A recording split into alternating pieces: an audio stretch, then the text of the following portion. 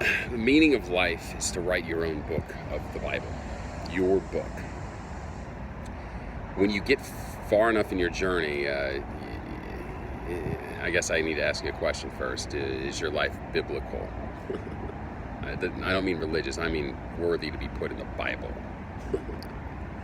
And the answer is it's not. It can't be. Not yet, at least. And when you begin to create your own book in the Bible, where just like in the Bible, they drop everything that they're doing out of belief in God because something catches their eye, some weird coincidence that was special to them. Moses had a cloud that followed him around, that he followed around. Jesus had prophecy that he fulfilled. Muhammad saw the angel Gabriel. Anyway, so when you spot that weird, interesting thing, if you drop everything and follow that coincidence,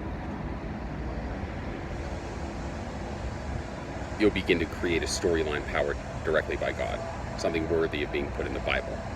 No screenwriter could write a story like this, as you'll see.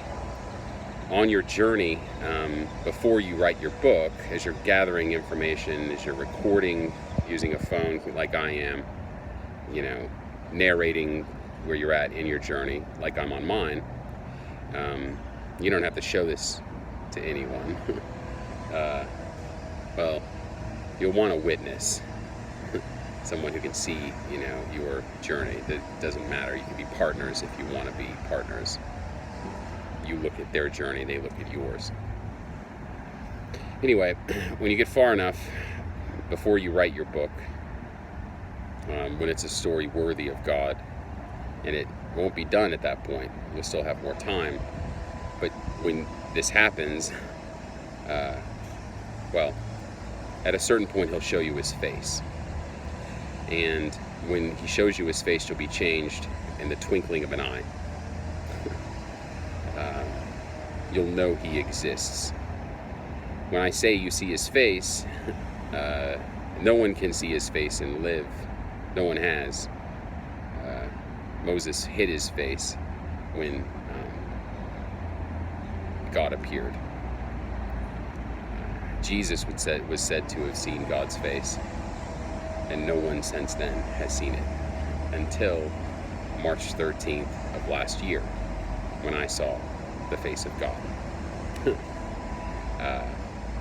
How can you see something that has no form, yet is omniscient, omnipotent, and omnipresent? What he does is he proves it to you that he's omniscient, omnipotent, and omnipresent.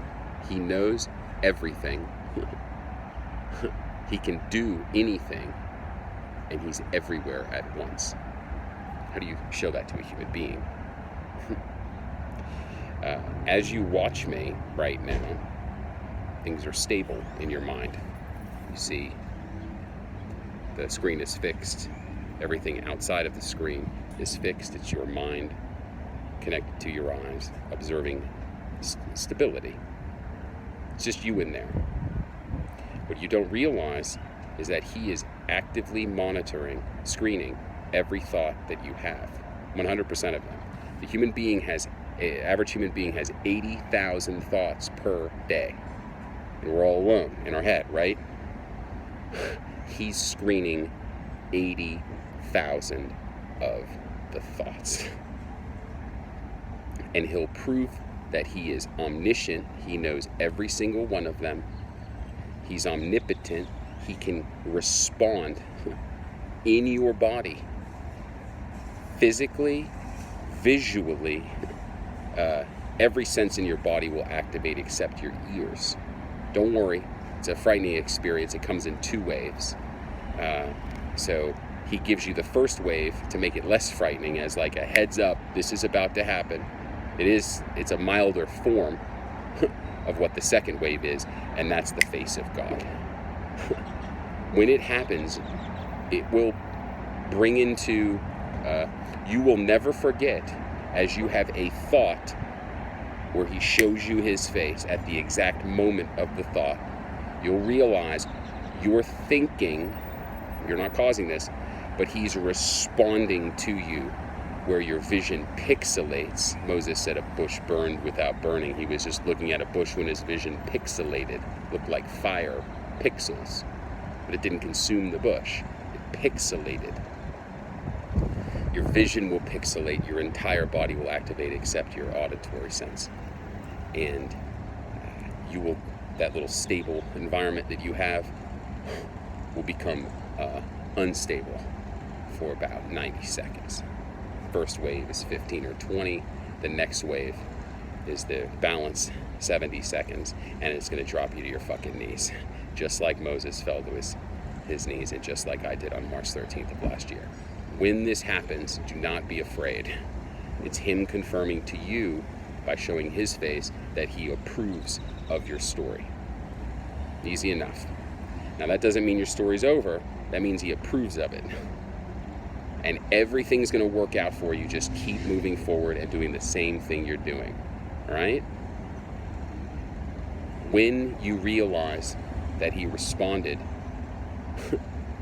at the exact moment of a thought, you'll realize all of your thoughts are being screened, not just in theory, but for real. You'll know it in your body, in your mind, in your soul, your spirit. You don't have anything to worry about as long as you understand that your thoughts are screened by him. And he knows we screw up. He knows that we make mistakes. But when your story comes to a conclusion, where it's like the logical ending point of that phase of your life, or whatever, you write it down and you can give it away to the world for free. I have a platform for it I'm developing. It's a tool that allows people to, or facilitates people seeing the face of God.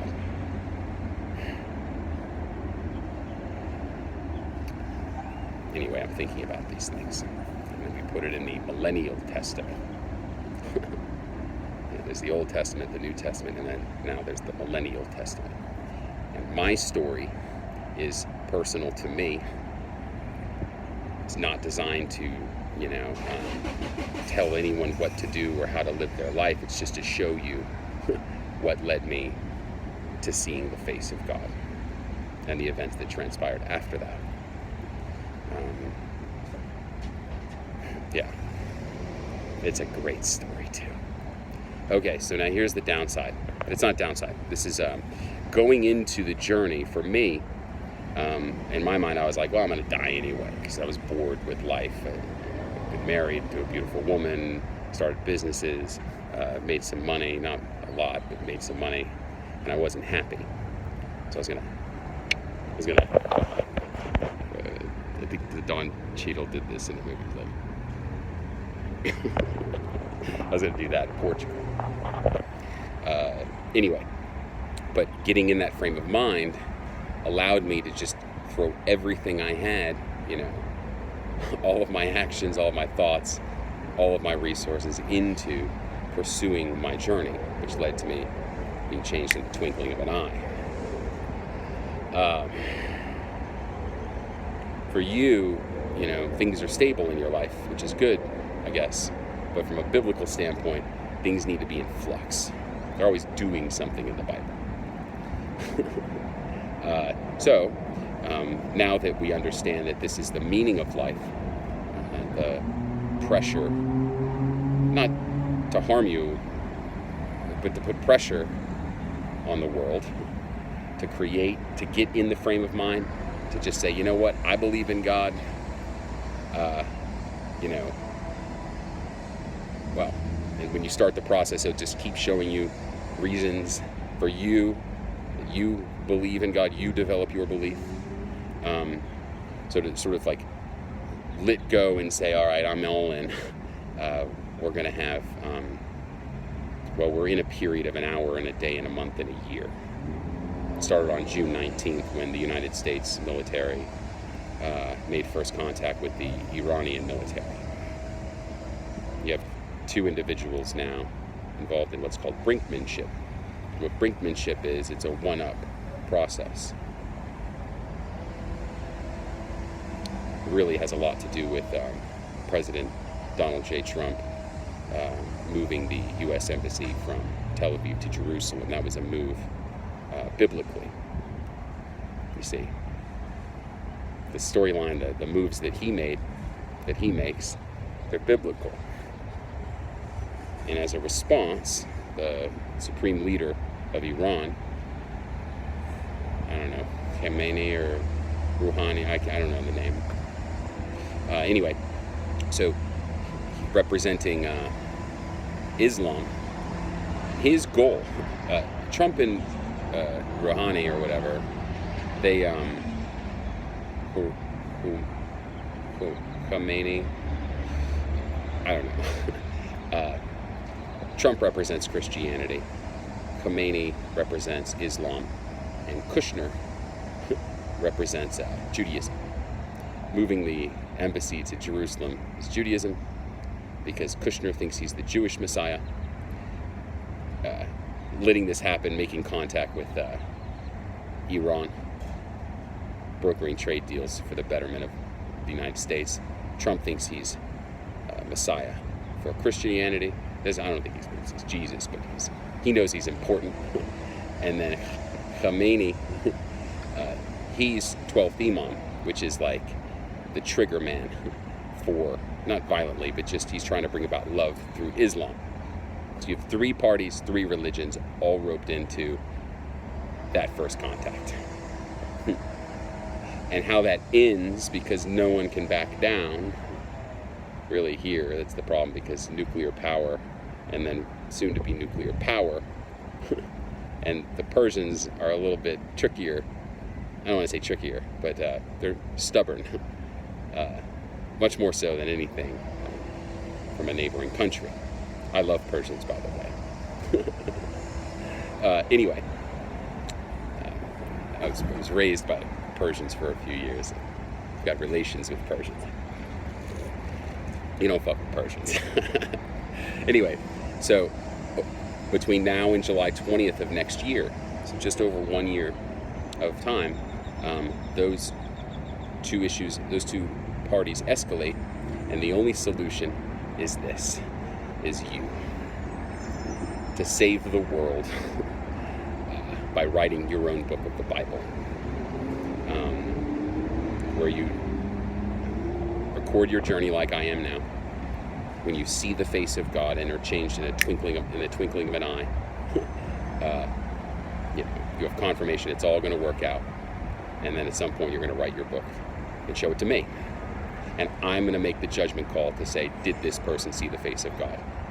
Because contrary to popular belief, well, I don't know why I said it that way, many people have claimed to see the face of God, but there's only one human being that can claim to see the face of God.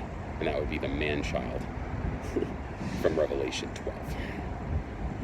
The little baby who died. The lion. The white horse rider.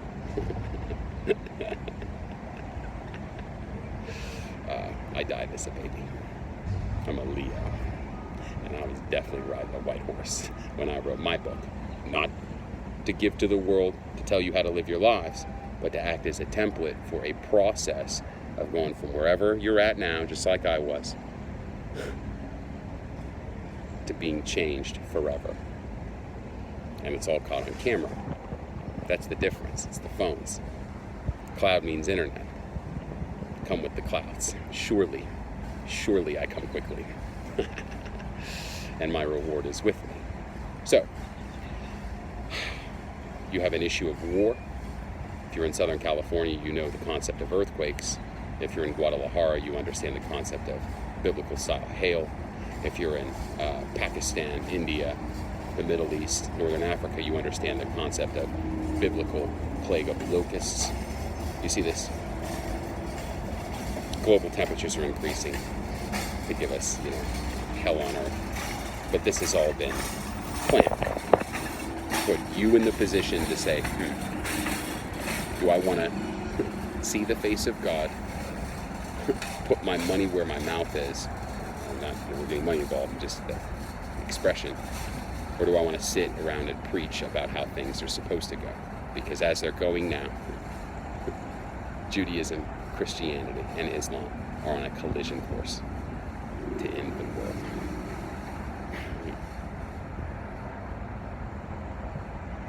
I'm a peacemaker, and you can be too. So there you go. That's the meaning of life.